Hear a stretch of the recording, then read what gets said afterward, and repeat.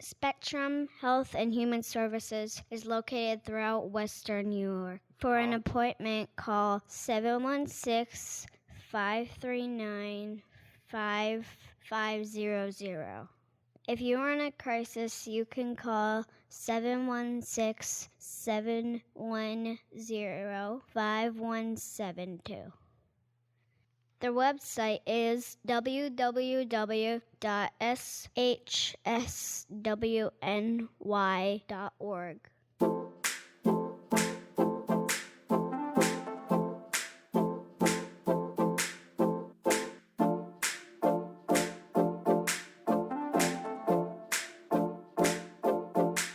Well, happy Monday, everybody. Here is the 14th episode of Spectrum Health and Human Services. It has been awesome to continue my journey and relationship with this company and getting to know so many people and so many faces, and that really just are there to genuinely want to help people. I don't think I've come across one person who doesn't. In this episode here, I sit down with Katrina Norris, and you guessed it, we are going to continue to discuss the program Community of Caring that is all online and on Zoom. As always, you can get connected and look at the schedule of groups at shswny.org, and you just click on the Community of Caring right at the top of the homepage, and that'll take you to the schedule. Katrina has been the program manager out at the Springville location, and we ended up getting into how she had to really change things up once this COVID and social distancing thing started. We also talked about her passions for working with teens and adolescents and how much joy and fulfillment she gets out of that, and really just she loves working with the teens and adolescents. So that was really awesome just to hear what she's passionate about. And her Community of Caring group itself is a crafts group. And I touched a little bit on this with past Spectrum guest Sandy Puffpath, because on the surface of everything, doing crafts to a lot of people seems cheesy and lame and childish, but there are so many actual benefits. It's such a healthy coping skill, and it was awesome to really hear about how that can help people and how she has actually seen how much it has helped people. So make sure you give it a listen and really be open-minded to doing crafts for a healthy coping skill, because that could be always a good time.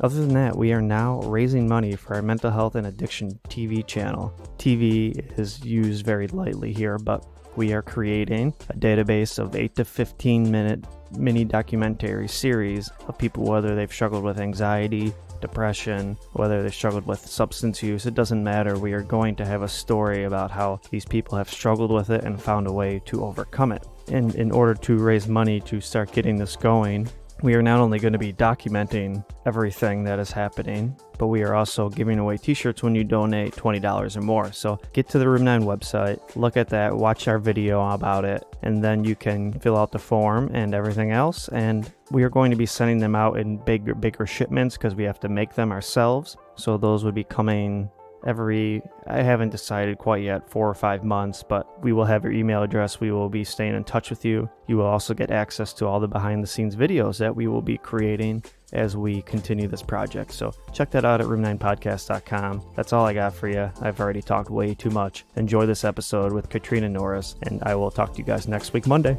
Peace.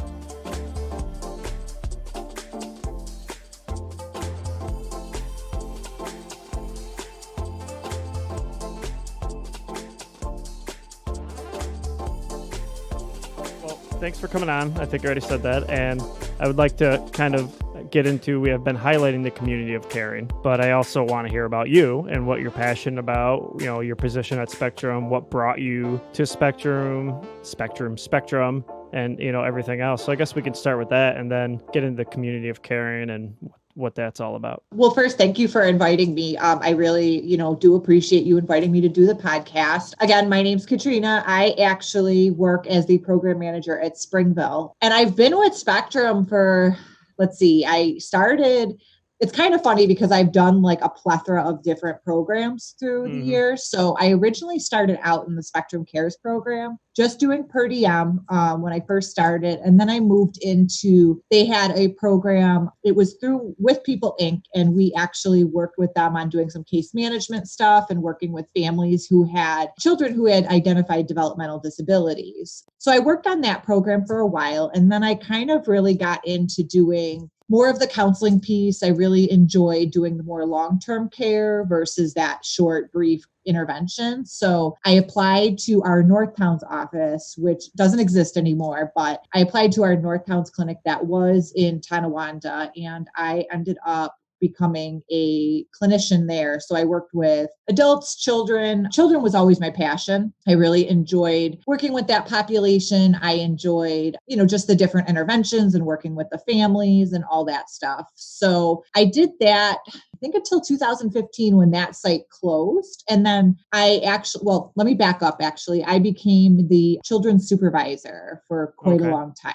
So I did that from probably 2014 until 2019, but I kind of floated between different sites. So I was at once the North Towns office closed, I actually moved to our Seneca Street location, and I was there for 2 years. And then what happened is we outgrew the Seneca Street location and we swapped sites. So Seneca Street became Pros, and they had like a smaller clinic in there. And we took our larger clinic for outpatient and moved it to our West Seneca location, which is really down the street from where South Buffalo is. It's not too much of a difference, but the space was so much more, it was just bigger, and we were able to accommodate way more clients. So I moved there. And then in 2019, I took a little bit of a break from Spectrum, and I actually worked somewhere else for a very brief period. But I realized in my time away from Spectrum that I really missed the family that we had. I feel like Spectrum really is just like a wholehearted family. Like, we have disagreements. We have gone through so much together that I ultimately found myself missing our community. So I met with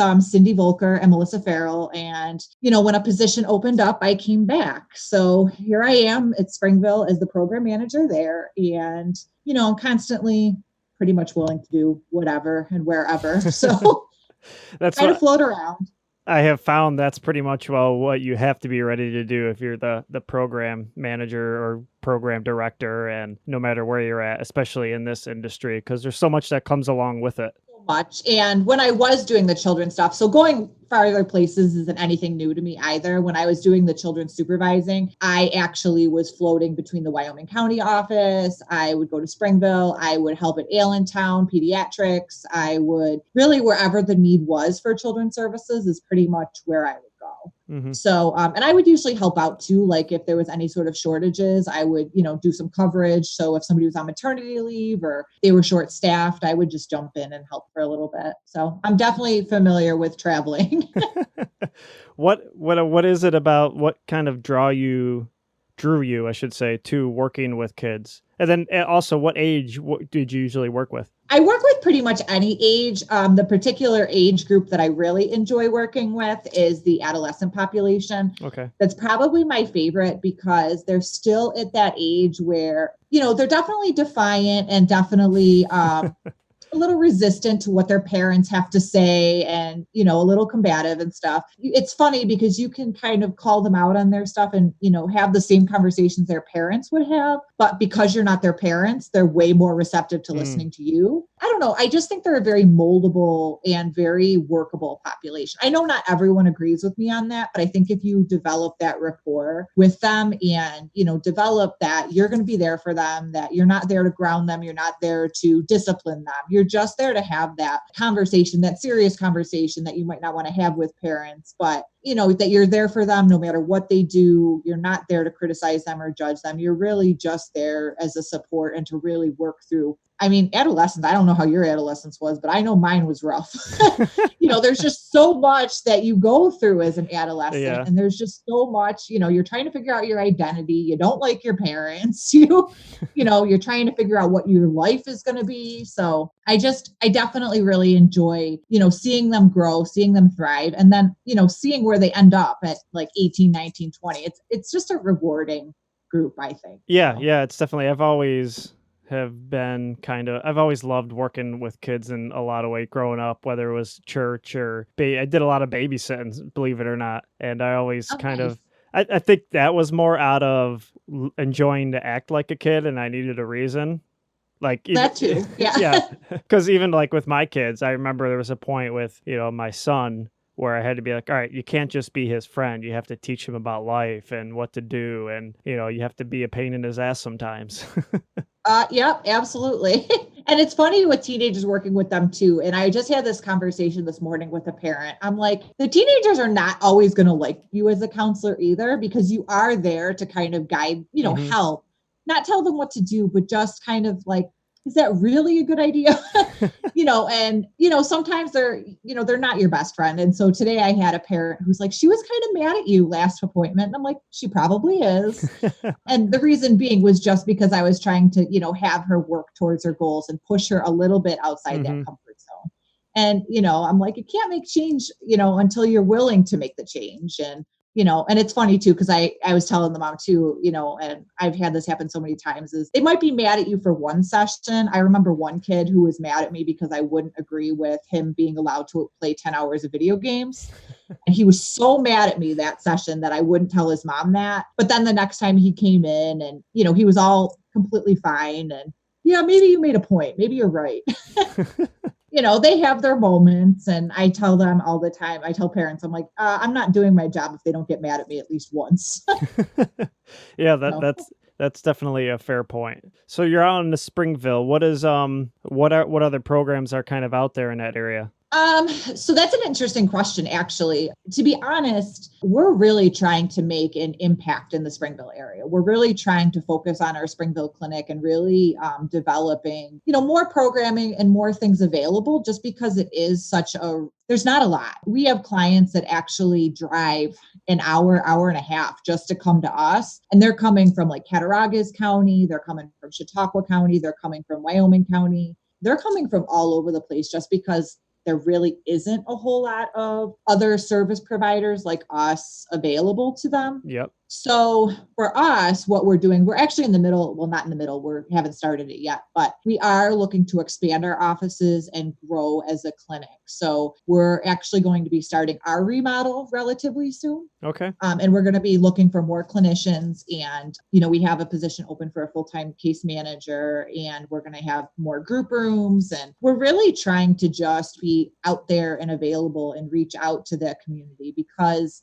there's just not as much as they probably need. And the other thing is too, is we're, obviously pre-COVID, our intakes, we were always getting intakes. We were Yeah. always, definitely, our clinicians were pretty packed and pretty full. During COVID, it was a little bit different. Our intake slowed down, but I don't think that was a result of clients not needing the services. I think it was just clients not knowing that, like, hey, what do I do? Nothing, we can't go anywhere. But our intakes have definitely gone back up now that people are aware that we're doing all the telehealth stuff. Yeah, it's interesting. I was just thinking about that when you said that, as far as those places that are kind of out more towards the country and that don't have a lot around them. Obviously, mental health and substance use is still a big issue no matter where you go. And I never thought about that, like people having to drive a long ways just to get some counseling or whatever it is that they needed. Because I can't think of whether, a few other companies that I work closely with as well, that I don't think they really have one that's out there somewhere like that, as far as, in the country area, which I think Springville would be considered the country, right? Yeah, pretty much. I mean, definitely there's some other things that are a little bit more rural and out there, Yeah. but we are definitely a point clinic, I'll call it. So Cattaraugus County, we get a lot of Cattaraugus County clients. Okay. And we'll get from Chautauqua County a little bit here and there, but people will drive. I mean, I have one who he lives like Chautauqua County, maybe on the border of Pennsylvania, and Wow. they'll drive to come see us just because we offer, what he told me is we have a really good quality of care and we have a lot of services available, where there's things that are near him. They just don't have those services. So, we definitely see a lot of people willing to make the commute to come see us. And, our hope is definitely to be available and expand what we have to offer to meet the needs of our clients. That's great. So you guys are adding on to the building now, expanding it? Yeah, so it's super exciting. We have an office that's next to us that used to be, I want to say it was an eye doctor office, because when I looked at the building, they still had some of their equipment left, and it was pretty neat, actually. Oh, okay. We are actually going to be, working from the ground up over there, and we are going to be expanding so that way our office is much bigger, and we will have more offices available so that way, as the demand is there, we can bring on new people. So it's going to be great.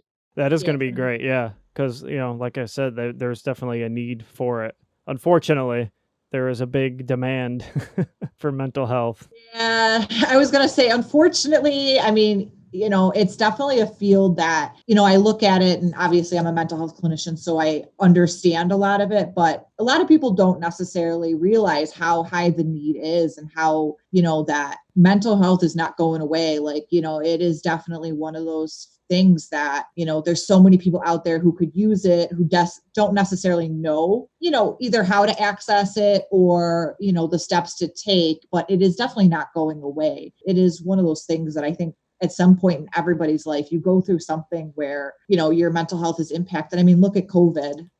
There's so many people who may have done great up until COVID, and, their livelihood changed. They may have lost people as a result of the pandemic, and that shakes you, and you might need that extra support, and your mental health might not be as great as it was prior to that. So, it is unfortunate that it's so in demand, but at the same time, that's where we come in, and we really want to just swoop people in and do what we can to help them. Yeah, it's hard to believe when you look at some of the statistics that are out there of people who won't even think about getting help because of stigma, because of that whole sense of, oh, I'm weak if I get help for my mental health. And it's crazy to me to think about how many people are not doing it.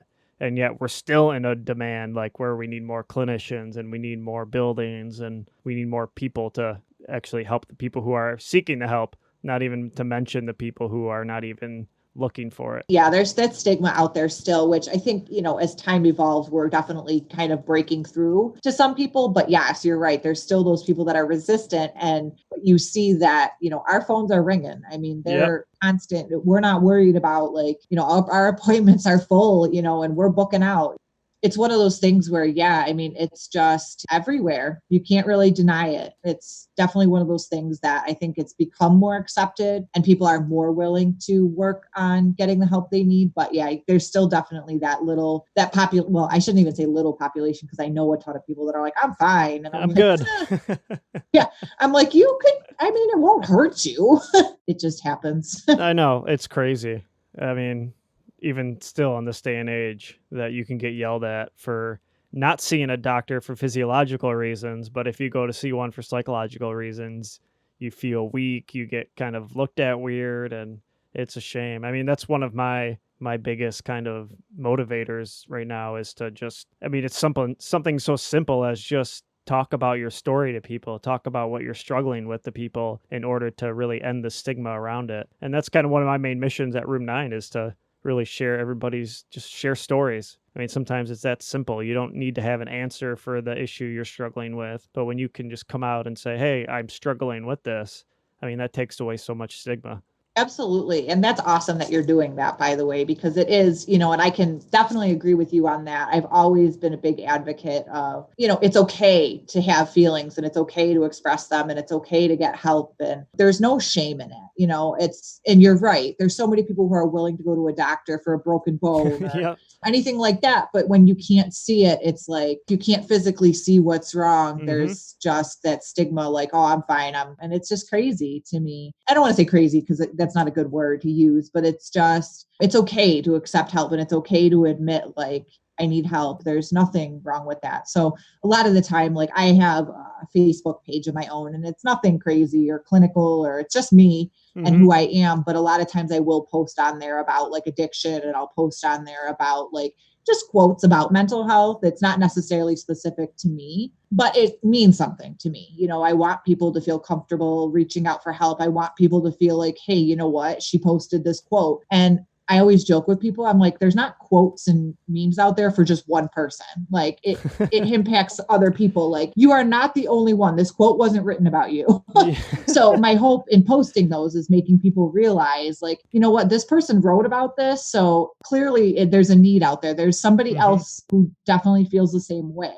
Yeah, and I think that's something that holds us back all the time too, because we always, like, when we're struggling with something, we always kind of feel like, oh, yeah, nobody else knows, nobody else has struggled with this, I'm the only one. And when you see something like that, or when you hear somebody share their story, that immediately can also help somebody who's like, oh, wait, I'm not alone in this. That's good. I mean, Right. that's a huge help just to know that you're not alone in something. Right, exactly. And that's why I like posting it. And I'm not intending to provide therapy that way or anything like that. But if I have a friend on there or something that reads it and maybe going through something and they see that, just to know that somebody wrote that quote and they get it, you know? Mhm. So my hope is by posting those and reposting those is like, you're not alone no matter what. And you can always reach out for help and there's always things available. And, you know, in talking to just some of my close friends about it, they have kind of expressed the same thing, that seeing quotes like that is really actually very therapeutic for them, just because it's like, it kind of sticks with them or resonates with them. And it just makes them feel like a sense of comfort.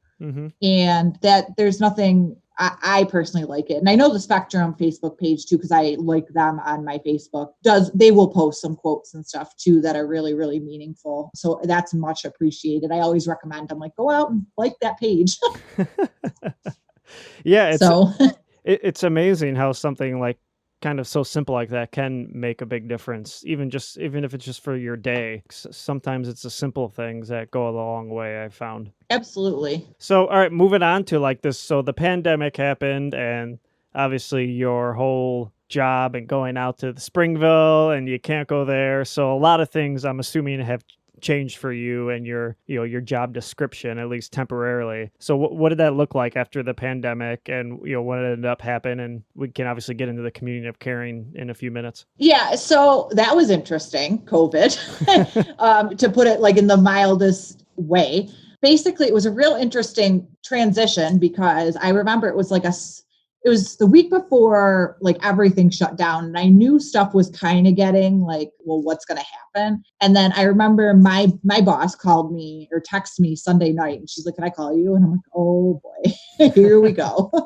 And it was basically just like shut down, not shut down operations, but shut down site Hmm. operations. And we were completely focused on getting people transitioned to working from home. It was a Monday, I think it was the 16th. And we had all our staff working from home. Myself, I went into the office and our director went in, my boss. And we were just trying to figure out like what the heck is going on here and how we were going to make do with this. We did have our staff come in that Tuesday just to have like not a meeting where we're all like, we actually all were 6 feet apart, masks, the whole 9 yards. Yep. And then we had sent I think we sent like 50% of them home. And then by like maybe an hour after that, it was everyone go home. And we pretty much just followed suit. Like we shut down. I mean, everything was work from home. What's nice about Spectrum is I actually maintained my position. It wasn't a matter of switching like my role. Hmm. It was just a matter of shifting gears and doing it from home. Okay. So a lot of it was still, me doing the clinical oversight and, making sure that services were still running and that we were doing everything up to par. It was just making sure we were doing everything correctly. So it was a lot of engaging, having our clinicians engage the clients and explain to them what telehealth was and ensuring that they were comfortable with it and, getting the appropriate consents. I can't take credit for developing the workflows that we had, but it was definitely making sure the workflows that we designed, and a workflow is literally just like process and procedure, was being followed by all the clinicians. All of our steps to make sure everyone was still engaged, because there were some people that weren't into the telehealth, not a lot, but there were some that were a little apprehensive about it. Hmm. But it was making sure that we were still engaging these clients and we were still making efforts to connect with them, even if it was just a check-in. We wanted to make sure, like I had one that he was like, absolutely not, I'm not doing that. And that's fine. We respected that, if that's not your comfort zone, but we were still making phone contact regularly just to check in, and see if anything changed or if he needed anything. And we also have our mobile response team. So that team I was on that for a short little bit, but due to some personal issues, I had to, pull back from that. But that team was designed basically for our clients who need their injections, clients that we needed to lay eyes on and just have that face-to-face. Hmm. And they're still up and running. So, without clients being in the office, anybody that was like high risk or needed to, have that face-to-face intervention, we still have our team and we still do referrals to have them go out. It was definitely a whirlwind of Yes. developing processes and procedures. But to be honest, even though it was a little bit chaotic, I think it went as smooth as it could have. Yeah, that's good to hear. I feel like a lot of the mental health have always kind of, at least over more recently, have been on that fine line of trying to switch a lot of things to telehealth. And I feel like there's kind of almost that this is going to happen at some point, and I feel like everybody's kind of just forced into it maybe a little sooner than they wanted to. Well, some people love it. Some people are, some clients All of about mine, it. and yeah, they're like, please don't switch from this. And I'm like, well, I have to follow what the state dictates, but for now we're good. But yeah, and it's interesting too, because some, wanted done via Zoom, some wanted FaceTime, some wanted just the phone, so you have to kind of try and remember all the different platforms Oh, that yeah. you're using. And it was definitely like a mad dash too, to make sure our clinicians had the equipment that they needed, whether it was a work cell phone or a work laptop, or make sure that they had whatever they needed to basically make their own office at home. But we did it. It worked out really well. I cannot say anything, like I said, as chaotic as it was, we made it work. And, I found that not just I found, but like overall, our engagement with clients after this has really been pretty strong. We shift gears and our no-show rates went down. It took a lot of work, but I think our clients really, the ones that we were able to connect with are really engaged with us now and are really grateful that we offered what we did while we could. This was not easy for a lot of people. I'm grateful because I have a home that, I feel safe in and comfortable in, and, I don't have that concern. But there's a lot of people that don't have that home that they feel is their most safe environment, or they don't have the necessities to get through everything. They don't have the luxuries. So, just knowing that there's that friendly voice on the line who can minimally just be there to support you, I think was so big for so many people. Yeah, especially as you said, especially in a time where you couldn't go anywhere, to the gym, to the mall, to the store. I mean, you had the grocery store, and that was it for a little bit anyway. And it could end up being back to that. Who knows where this is headed? I know, don't get me started. I could go on a tangent about that, but I'll save you that one. But yeah, no, I mean, there were so many people who the grocery store was their like one thing to get out of their house. And, it's sad because some people do live in an environment, whether they have conflict with siblings or conflict with their parents, and it's not anybody's fault. But COVID really took away those freedoms. It took away that school as a safe place. It took away that work as like a escape, and home is great. Home, I love home. I mean, home is an awesome place to be, and everyone I feel should have a place where they feel comfortable. But also being home with people too much can be a little bit much, and you need that outside escape. Like summer right now is great because people can walk, people can go outside, people aren't stuck in the four walls when it was winter. Yeah. So I'm like, please go outside and do something. Oh man, yeah, no, that definitely was a lifesaver, I think, for a lot of people to be able to head outside and at least take a walk. And my girlfriend and we walk our dog about almost 4 miles quite a few times a week, probably, sometimes 5 times a week or so. We'll take a walk. And really nice. Even like in the winter times, we walk if it's not stupid cold. But I've seen so many more people than I've ever seen in this area walking around.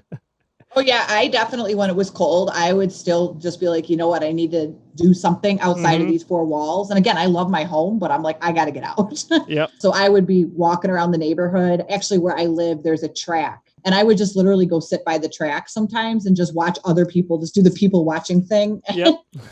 Because it was some sort of like, socialization and just to get away for a little bit. The whole situation took a lot of adapting and evolving and quick thinking, especially in the mental health area and substance use area. And then I know, obviously, I've talked with Julie Gutowski, and I've talked with, who else have I done one with? Carm Harper and Sandy Puffpath. And you guys started this, Heather Randolph, you guys started this community of caring. And this was kind of awesome because I loved this. And I think you're probably the last one out of everybody who has a group on here. And I just loved the whole idea of it because it really just was, again, another space for people to come to, share how they're feeling, share what they're going through. And there's so many different types of groups you guys going on. And I know you have one. And I want to kind of end with that discussion of your community of caring group and how it got started. The whole thing got started actually because Julie sent an email out probably maybe a week into COVID, just looking for ideas or looking for, anybody who has something unique to bring to the table. Originally, when I emailed her back, I was really interested in doing at-home crafts. I love crafts. So One thing about me that people know very well is I knit, I crochet. I just love doing any DIY projects. It's just been something that's always helped me. I really find crafting is therapeutic because one, it can build your confidence if you create something that you really, really like, especially if you want to give it to somebody, you just feel that like sense of accomplishment and you feel that sense of like giving and just, it's just something nice that you have. I find crafting is, again, therapeutic, but it doesn't matter if you're like, you're like super, super great at it, or even if you're not, like, you're like, I don't really, it didn't come out the way I wanted to. Who cares? It's crafting is creativity and your unique personality really shining through. That's why I really liked it. So I emailed Julie about that. And the whole premise of what I was doing is I was trying to do it where people didn't have to leave their house. And it was really all about stuff we could make while being at home. So when I started it, all of it was, again, just stuff I found in my kitchen, stuff I found upstairs in like my office, like just the most random projects you could find. But again, it was really just designed to be an extra skill, something to do, something to step outside your comfort zone, try something new. During, we call it Crafty Katrina, which I like the name. I think that's great. Yeah, that's awesome. It's in my kitchen and I have my little setup every Tuesday night. And, we made so many things. One of the ones I really loved was I did crayon art, which is literally, you can use cardboard, you can use canvas, which I had, but I know people don't normally have canvases lying around, but you can use cardboard, poster board, anything hard, basically, and glue crayons on and just take a blow dryer and melt it. And it comes into this like trickle down design. Oh, yeah, that's awesome. No, I haven't seen that. That's cool though. They're really cool. And again, everyone has like, or, if you have kids around, you have broken crayons or whatever. I mean, it doesn't have to be brand new crayons. It can be broken stuff, but just melt it on the canvas or on the cardboard. I, wrote a word underneath that I think I wrote inspire, and all the like different colors were just trickling down into the word, which it came out really cool. But again, the whole premise of it really is just finding things around the house. I did coffee filter flowers, the one, which was literally coffee filters, markers, and use a spray bottle. If you spray on the you spray on the coffee filters, the markers will look like create a tie-dye effect. And then you just tie it up and make a little flower out of it. No, that's awesome. Yeah. It's super easy. And, and it really was designed to just be easy and stuff around the house. Nothing complicated. I wasn't teaching knitting or crocheting because I'm sorry, you can't do that online. Like that is no way. I got to be in person with you. But, it was really just an outlet for people. Their spirits are down. You're not feeling great about things. You're bored out of your mind because I know some people were bored. Oh my gosh, yes. Yeah, I mean, so many people were bored. So it was just something we were hoping the design of it was that they could look forward to, they could do with their kids, they could do for themselves. And really all the activities I had were catered to any age. I joked because I did one, what was it? I can't remember, but no, I think it was, kinetic sand. That's what it was. Yeah, I made kinetic sand with them. And I was joking because I'm like, I know a lot of people would think this is just a kid activity, but I want to challenge any adult who is not going to touch that kinetic sand when they get to play with it. Like, let's call a spade here.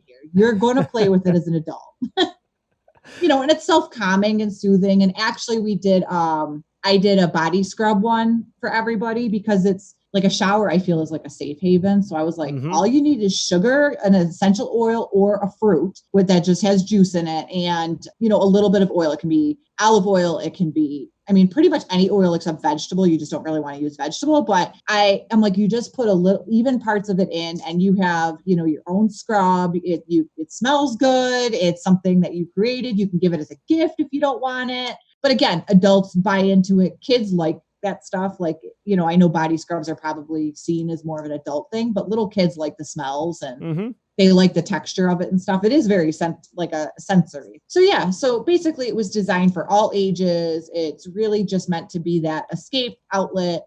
something to do. No, that's really cool. I remember I was kind of looking up on, the benefits for your mental health and doing crafts and stuff. And I think, like you said, at first, when you kind of think about it, it seems cheesy. I'm a grown up. Why am I going to do that? But A, you are very correct. I can never walk past my kid's magnetic sand without playing with it. Yeah.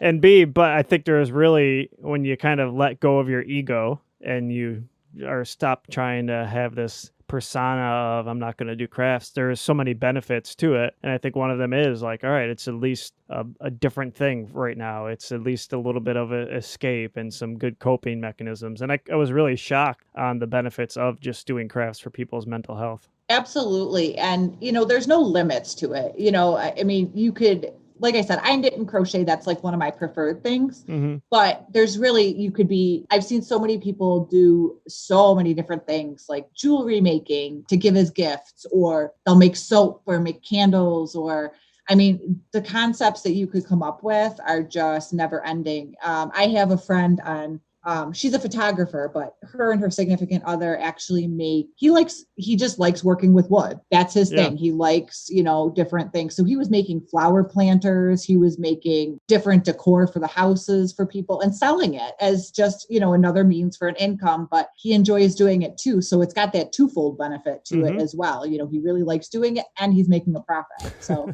why not? Yeah, no, that's always nice when you can turn it around for some money. Yeah, he loves it and he's doing great. Like he's doing great. He says it's really just something, again, very cathartic, very, he can go into his own zone. He can just relax when he's doing it. And then he's got all these people praising his work because it is beautiful work. It really is. But again, if you're not like, even if you're doing a paint by number, you're not going to sell it or anything like that. Like I actually bought my stepdad a paint by number for his birthday because his birthday was in the middle of all this. And I didn't mean to send him the most advanced paint by number I've ever seen in my life, but he's working on it. And he's like, it is very relaxing just to sit and focus on the numbers and the colors and to see the end product. Like it's going to take him forever. But yeah, no, I mean, I remember a lot of people when I was in my long-term treatment facility that would do the adult coloring books with the crayon or the colored pencils and everything. Like that was super popular. Oh yeah. When I worked in when I left Spectrum just briefly and I worked in the rehab, the girls there were always using gel pens. Yeah. Gel pens was like the best thing ever. I never had seen such a comeback of gel pens, but they loved the gel pens. And we had a prize situation, like just a point situation, how they could earn things, because they didn't have much when they went in there. And they always went for the coloring books or the gel pens or the stationery. They loved the stationery. They loved just the different artistic things they could do. So again, it really goes to show how much crafting and how much just creativity can really help bolster somebody's mood and self-esteem and confidence. Yeah, especially in the substance use world. I kind of I've been obsessed with thinking a lot about this because it's not necessarily a prerequisite for addiction or substance use, but a lot of people in substance use you find are extremely, extremely creative people. And I always wondered why so many of these, long-term treatment facilities, yes, it's a good thing that they work on programs and you have to go through cognitive behavioral therapy and DBT, and obviously they have some 12-step stuff. All that stuff's great, but there's never really much for the creativity sides of people. And one of the biggest things for me was being creative, writing and playing music, doing storytelling, videography. I mean, I need that outlet. And finding that, when I was able to find that and really connect with it after I got a rehab, I mean, I have had no issues over the last 2.5 years. I have never enjoyed life so much. And it always just amazed me that there was not more of that kind of promoted and being worked on in a lot of the rehabs. Good for you. I was going to say that's awesome. And yeah, I agree 100%. I actually, when I was there, I remember because I knit and crochet, I have so many, my house is like a giant yarn festival upstairs, but I had so many that I was like, I'm not going to use that. So let me bring it in and just let them go ahead, have at it. Like, and this expression on their face, it was like priceless. It was just so sweet and so excited. And I almost felt bad because I'm like, it's a ball of yarn, but to them, it was like, so much that more. is what they need. They need that creative outlet. They need that expression. They need that And these girls, they were so funny just because they really did. I remember getting there early first thing in the morning and they were just all at the table crocheting. And they're like, Miss Katrina, do you want to see my scarf or whatever they were working on? And I don't know. I find so much joy in seeing people, doing better, no matter what it is. It doesn't have to be crafts, but, I see how people's faces light up when they're doing something that they have that, passion for, that knits for. So even if it's, not crafting per se, but it's writing or producing music and just seeing how, I don't know, like just how bright their affect is and just how beautiful they look and how like there's that something that motivates them other than, their substance use or other than all the stuff that they've gone through.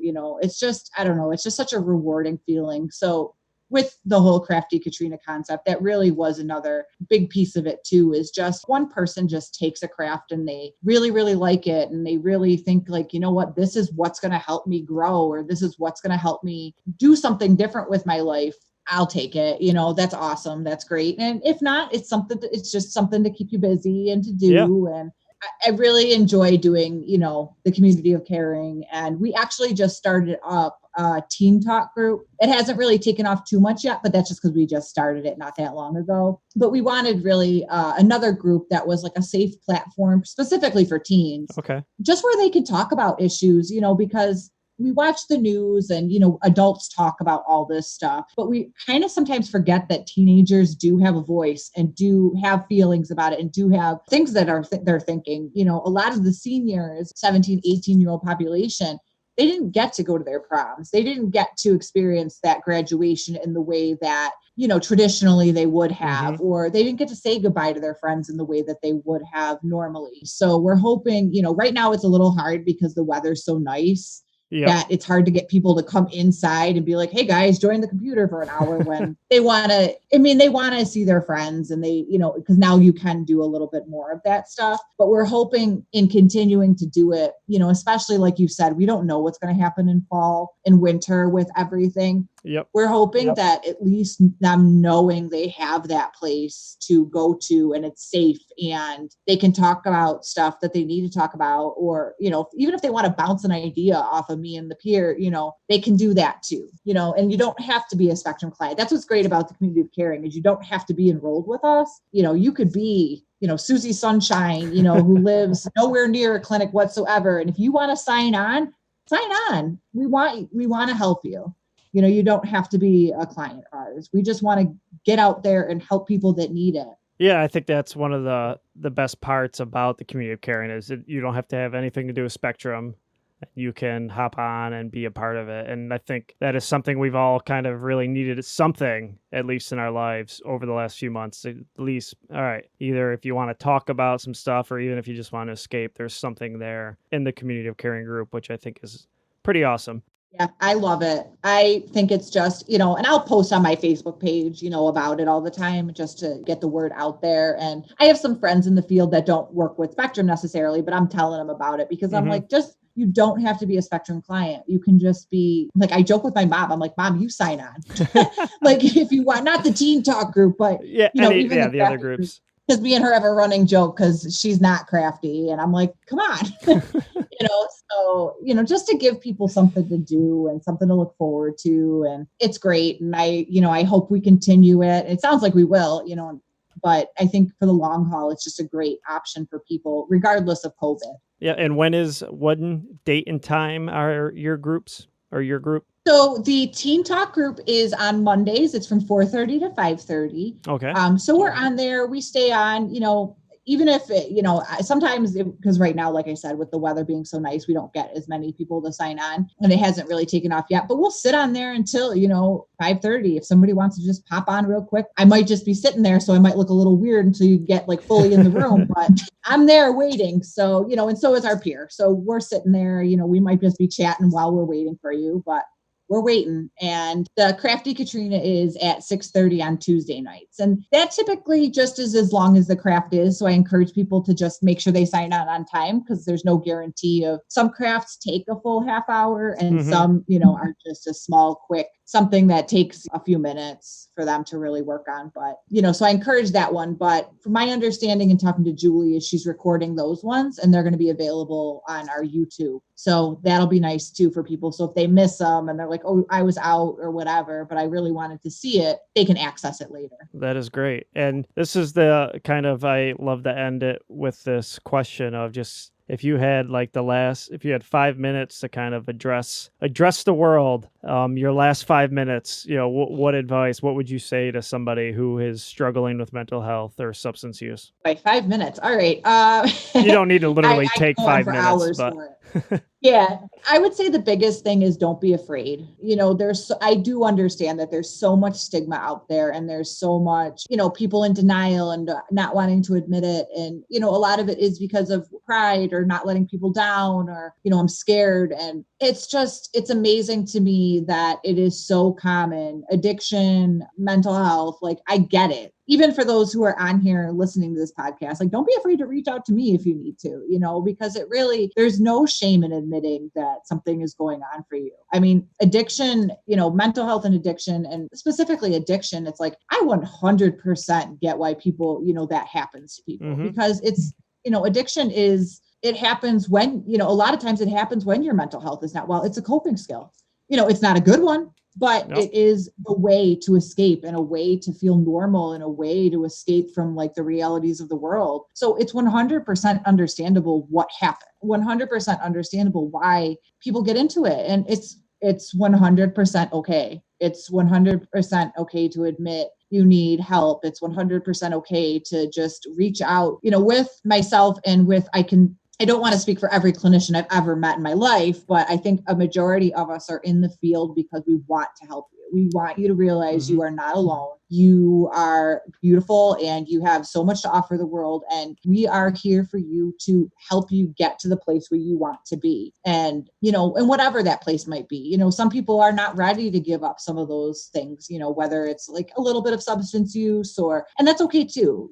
It's not about us telling you have to do A, B, C, and D. We're not that. Your court, or if you're involved in the legal system, that might be a different story. But with us, it's really about just you hitting your goal and where you want to be and us just helping get you there. And yeah, again, I guess my biggest phrase is don't be afraid. Reach out, come talk to us. There's no judgment when you walk in our doors. I mean, we care about you and we want you to be the best you can be. That's awesome. Well, thank you so much, Katrina, for your time. And I told you it goes... Thank you for inviting me. No problem. I told you it goes fast. It's been almost 55 minutes. Oh, wow. All right. Yep. Always goes fast. So thank you so much again. And I will, I'll let you know when this is edited and I will share it with you. So much. And if you need anything at all, let me know. I will. Thank you. I'll be in touch. You're welcome. Have a good day. You too. Bye. Bye-bye.